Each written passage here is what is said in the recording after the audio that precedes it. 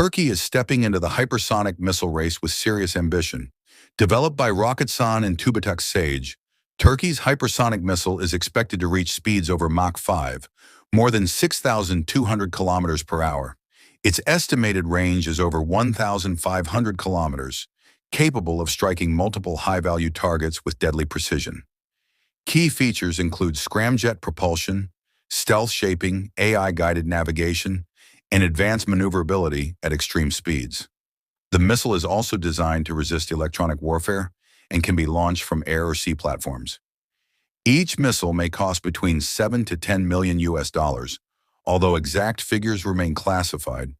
If successful, this project could place Turkey alongside the US, Russia, and China as a global hypersonic power, a game changer in modern warfare, and a clear signal of Turkey's rising defense capabilities.